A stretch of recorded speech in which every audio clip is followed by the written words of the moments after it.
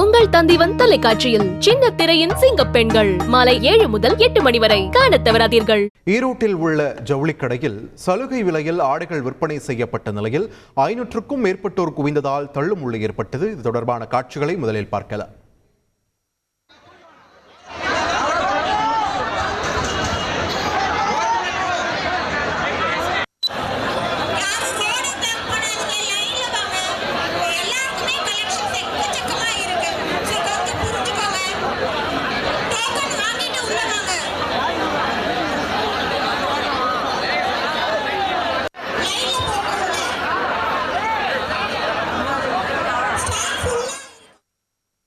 தொடர்ந்து கூடுதல் தகவல்களை வழங்குவதற்காக இணைகிறார் எமது செய்தியாளர் சதாசிவம். வணக்கம். இவ்வளவு காலையிலே இவ்வளவு கூட்டம் குவிந்திருக்கிறது, அதை கட்டுப்படுத்த அங்கு என்ன நடவடிக்கை முன்னெடுக்கப்பட்டு வருகிறது? விரிவான தகவல்கள். நிச்சயமாக வணக்கம். ஈரோடு மாநகராட்சி உட்பட்ட காந்திஜி சாலையில் உள்ள தனியார் துணைக்கடையை ஒன்று சமீப காலத்துக்கு முன்பாக கடை ஒன்று பிரபலமாக செயல்பட்டு வந்தது.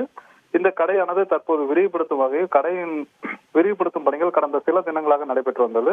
இதையடுத்து கடையின் சிறப்பு விழாவானது இன்று திறக்கப்படும். இதனை தொடர்ந்து கடையின் சிறப்பு விழாவை முன்னிட்டு மலிவு விலையில் ஜவுளி விற்பனை செய்யப்படும் என கடை நிர்வாகத்தினர் தரப்பில் கடந்த சில நாட்கள் முன்பாக சமூக வலைதளங்கள் மூலம் அறிவிப்பு வெளியிடப்பட்டது. இந்த அறிவிப்பானது ஈரோடு மட்டுமின்றி ஈரோடு, நாமக்கல் உள்ளிட்ட பல்வேறு பகுதிகளிலும் இளைஞர்கள் மத்தியில் சென்றடைந்ததால் இந்த அறிவிப்பினை பெறுவதற்காக இன்று கடை திறப்பு விழாவை முன்னிட்டு கடையின் முன்பு 500க்கும் மேற்பட்ட இளைஞர்கள் ஒரே அடியாக குவிந்ததால் கடையின் முன்பு தள்ளுமுள்ளு ஏற்பட்டது.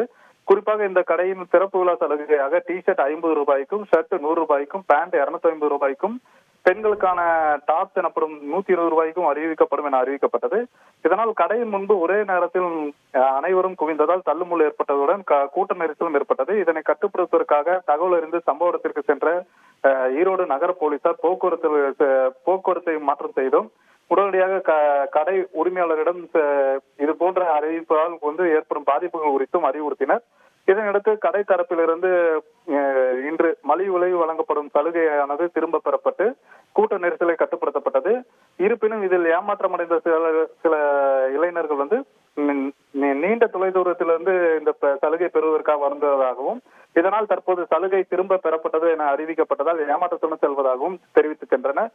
குறிப்பாக இது போன்ற கடை திறப்பின் போது முன்கூட்டியே காவல்துறையிடம் முன் அனுமதி பெற வேண்டும்.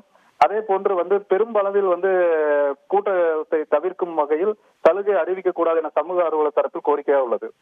நன்றி சதாசிவம், உங்கள் விரிவான தகவல்களுக்கு. உங்கள் தந்திவன் தொலைக்காட்சியில் சின்ன திரையின் சிங்க பெண்கள் மாலை 7 முதல் 8 மணி வரை காணத் தவறாதீர்கள்.